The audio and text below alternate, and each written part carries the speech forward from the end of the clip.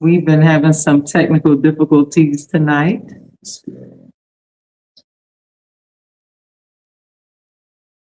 Trying to see if we've gotten it reestablished.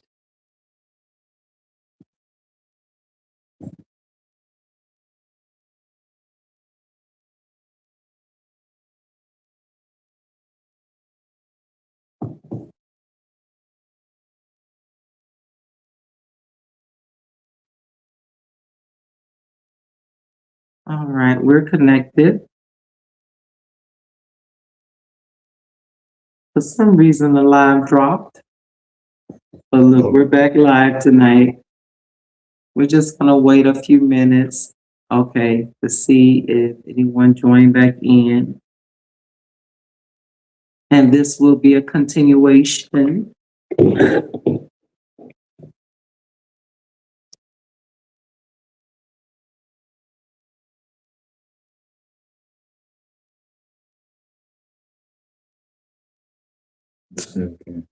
All righty. We're here. We're just waiting for this to log in. Remember, everyone was dropped. Okay, we have someone back in.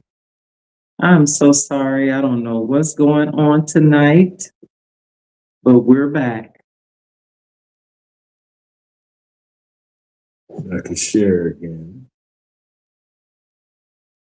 All right, we see you coming back in. Thank you so much. We don't know where this technical difficulty is coming from, but we're determined to complete this lesson on tonight. So thank you so much for bearing with us and logging back in. All right. We'll see if a few more come on back.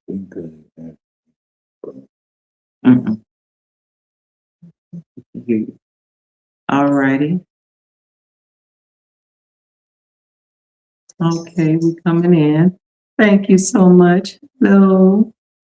We see you coming in. Thank you so much. And we're having technical difficulties tonight. I don't know why. But we're going to continue this lesson. So those that came back, thank you so much. Appreciate you. Yeah, we see you now, Charity. Thank you.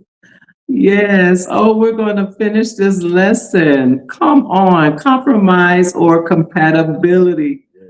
So we know that there is healthy compromise.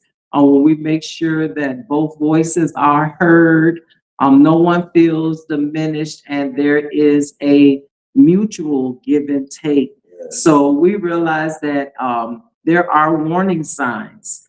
There are warning signs when we are over or we're excessive in our compromise, when we're excessive in what we give into, when we're assessed. So we feel like we're drained instead of being fulfilled, then that means that we're giving a lot.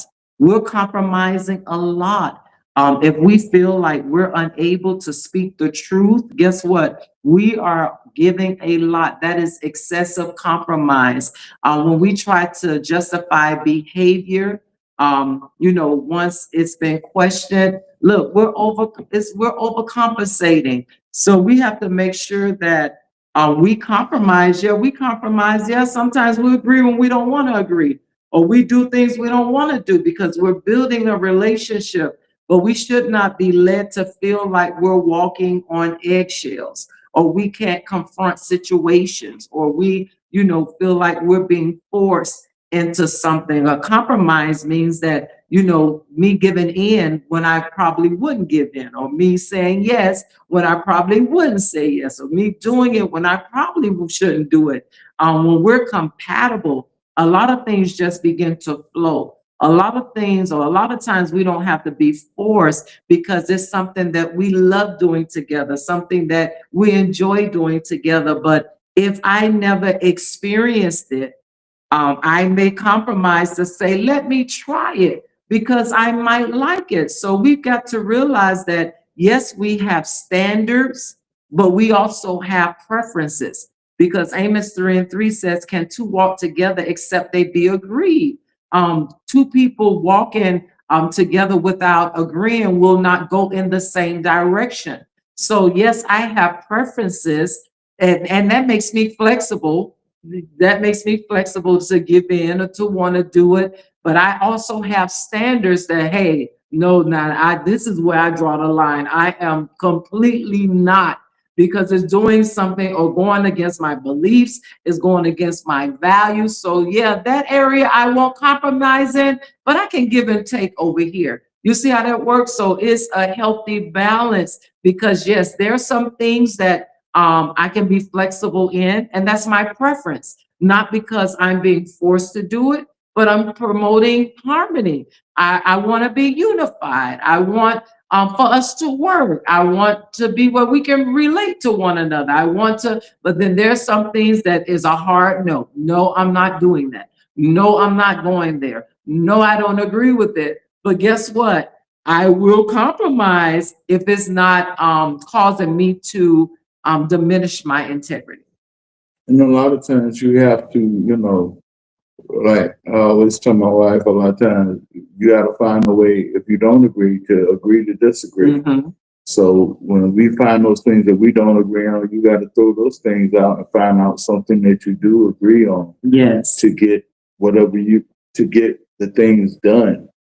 So you can't linger on what you don't agree on. You Mhm. got to throw those things out and Yeah. find something that you can agree on out of the things you can agree on. Yes, absolutely. So because you'll be all night sitting there saying, we're not going to agree. Mhm.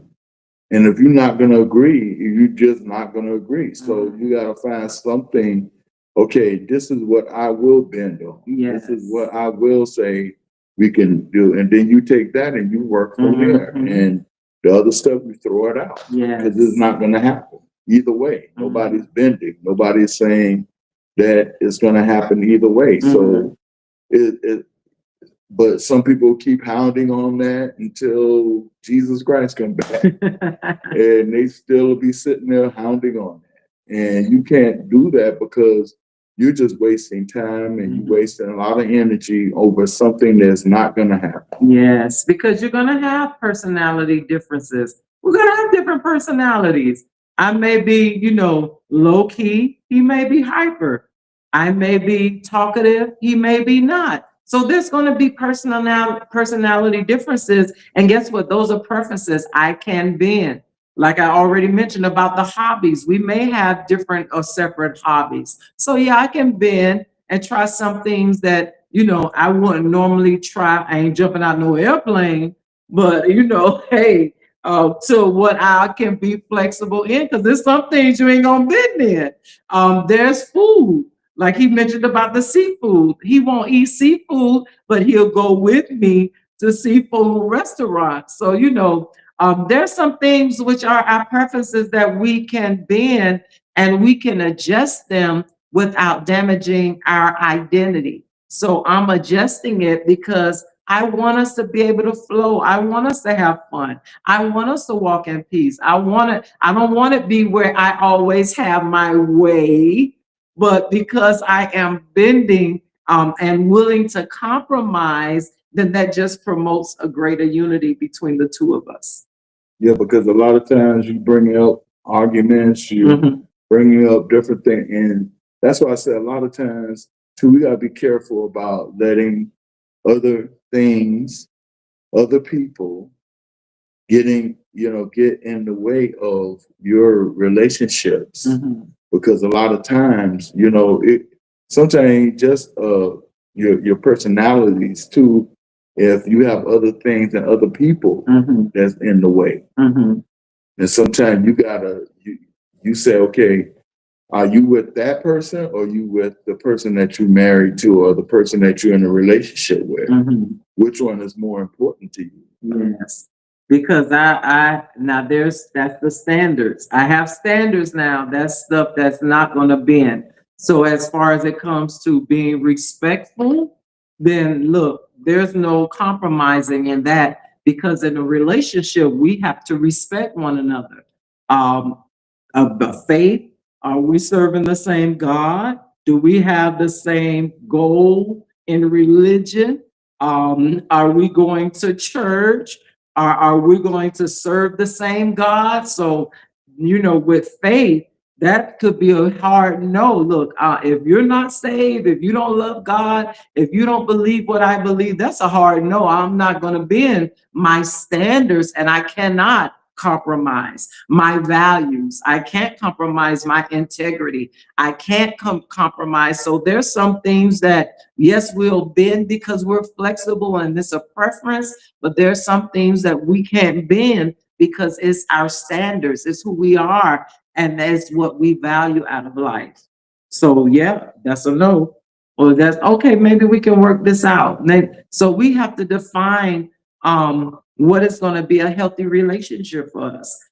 We have to be able to talk about and communicate. He should know what's a hard no for me, and I should know what's a hard no for him. So the only way we can know that is through communication, to know what each other like, what I like, what he like, or what he won't do, or what I won't do, or won't. So we should know this even before marriage. We should know each other. We should know what ticks us off, or what makes us cry, or what makes us happy. We should know, because we can compromise, when it's something of comfort or comfortable, but when it pertains to our character, there's no compromising.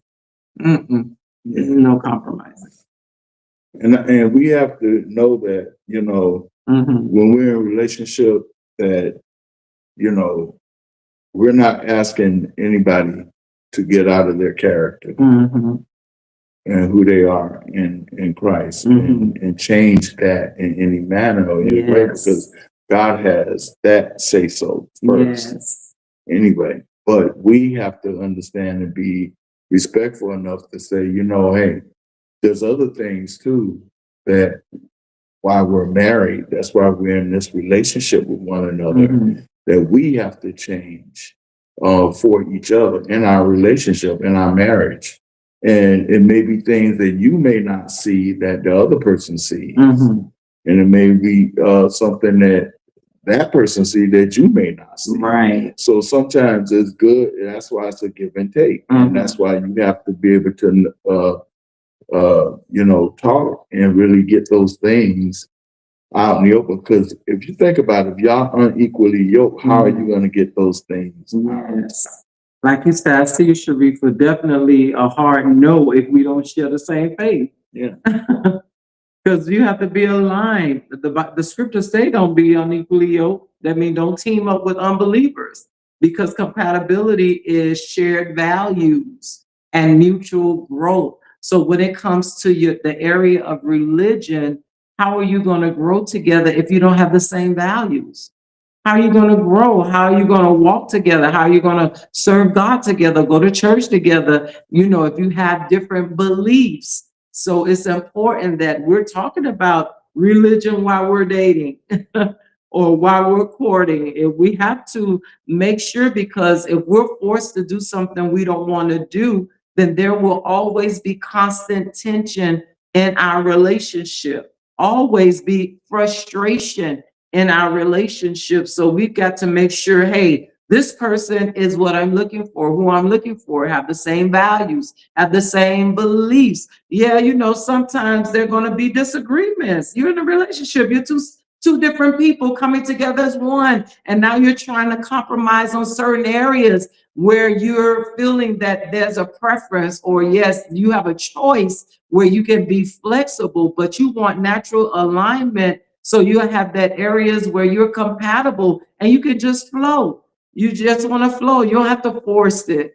You don't have to pretend or, overcompensate in certain areas just so that you can get along. No, you want to have a free flow in your relationship. And guess what? Because we're compatible, that doesn't mean that we like the same thing all the time or want to do the same thing all the time, but we know how to compromise when necessary because we want happiness for the both of us. And one thing you got to understand too, on top of that, that when you in that relationship, and this is all before you're dating or when you get married at the first time, during that time that you are dating, all those things that you loved about that person before you married them. You know, you can't all of a sudden say, "Oh, now I'm changing. Now that I got them. Oh, now I got with them. Now I got them, and they mine, and I'm married to them. Now I don't have to do those things anymore." What happened to the expectation of that identity of who you was when they met you? But what happened to that person I met? What happened to that sweet person? Now you done changed to something else. And I don't see that happen in a lot of relationships where the person done changed and then they get off track because, you know, they came in a relationship. It was about God. It was about doing things. It was about, just everything that they were doing that made you say, "Hey, that person is what I'm looking for." They dress nice, they look good, but they smelled good. They always felt, made me feel good and this and that. And then all of a sudden you get married. Now all that done changed. Now they ain't making themselves look good no more. They ain't making themselves smell good no more. I'm just being honest. And now they ain't talking good no more. Now they not that go getter no more. Now they ain't doing the things that he was doing. They ain't into God like they used to. They start doing what happened to that person. Right. They ain't into you. Now they don't want to be home that much. Now they gone somewhere, or now they, doing this better now. Now they spending more time with this person now instead of spending time with you. And what happened? So we have to be careful on who we say, not just that, but our identity of who that person is and who we are too, because we just looking at, what they did. Oh, they're doing all this now, but what about after? I got to think about, okay, we got to talk about those things. Is this still going to be the same way it was when we get married? Because people do change after they get married. Yes. And I've seen that so many times, and there even is statistics in that too, how people change after they're married. They'll start off nice, they'll start off good, they start off taking care of the person, they start off right there with the person, and then after they get married, now you don't see that person no more. Now they not spending time together. Now the person like to be with their bestie more than they want to be with their husband or their wife. And the wife or the husband, he just working and this and that. And then, mind you lose interest in one another. You lose interest in your relationship. Y'all plans y'all had before, which I was talking about. Now all those plans done changed. The things done changed. You done changed. Yeah. So we got to think about those things and how we can make it better. And we have to make sure that, it's one thing to compromise and give in. A lot of times we confuse compromise with patience. You know how we say, we're waiting to see if they change, and we're waiting to see what happens, and we're waiting to see if they're going to grow, or we're waiting to see. And then what happens is that, patient, we're waiting with wisdom, but we're watching. And if we don't see any improvement, and time has gone and it's continued to pass and go, guess what? We're lowering our standards. If we ain't compromising, we don't went past the compromise. The compromise was when, I'm allowing this. And then we begin to say, I'm just patiently waiting for them to change. I'm patiently waiting for them to do better. So while we're waiting, we're compromising and we're lowering our standards and we're ignoring the red flags. So what we're doing is we're accepting what we should address because we're saying we're being patient, but guess what? We're really compromising. We see you, Sheila. Good. God bless you, Pastor Mincy. We're really compromising, and then we say, I'm just being patient. But look, while we're being patient, nothing is improving. While we're being patient, the same habits, the same patterns, the same boundaries are being ignored. While we're being patient, that's not patience. We're tolerating dysfunction. When we're allowing things to happen over and over and over, that's not patience. And you're not fixing. We're not fixing, they're not fixing, we're not confronting it, we're not addressing it, they're not changing, we're allowing them to go on. And guess what? We're just operating in dysfunction. And so when it does come up, Mhm. when it does get worse, when it does get to a point where when you find out how bad it really is, and then next thing you know, something happens and Mhm. argument breaks out or something happens, and next thing you know, now it's like, Yeah. now you're to that point where you find out, wait a minute, I thought everything was okay, but now you finding out it's not okay. Mhm. It's not where it needs to be. Yes. It's not where it should be. And our conversation hasn't been, our whole thing has not been straight up with one another. Mhm. So somewhere you have to sit down, you have to really talk, and you have to really look at each other and each other's life. Yes. And what is the problem? What is causing all of this? Mhm. Who and what is holding us back from getting what God has for us? Mhm. And what is making it difficult for us? Yes. What is standing in our way? What is blocking us Mhm. from getting, what God really has for us? Yes. Because sometimes both of y'all can have all the faith and everything, Mhm. but something is always blocking what God is for you. Mhm. So you have to be, that's where that could be another communication thing. That could be one thing that you can talk about and say, you know what? I see this. I noticed it. And a lot of times you can't overlook stuff. I saw my wife put, you can't overlook stuff. You cannot talk about it. You can't just say, let it go by, because months gonna go by, years gonna go by, and that person gonna end up resenting you. Mhm. And you're gonna end up resenting them. And then when it does come out, it's gonna be like, well, you never said nothing, and they're gonna be like, well, you never said nothing, Yes. and you saw it too. Yes. So it's good to get it out in the open. Yes.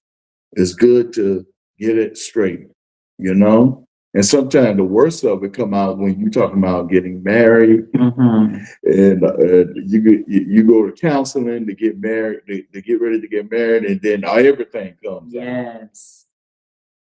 Yes. So when we talk about compromising, we have to make sure that, my husband was saying about how we communicate with each other.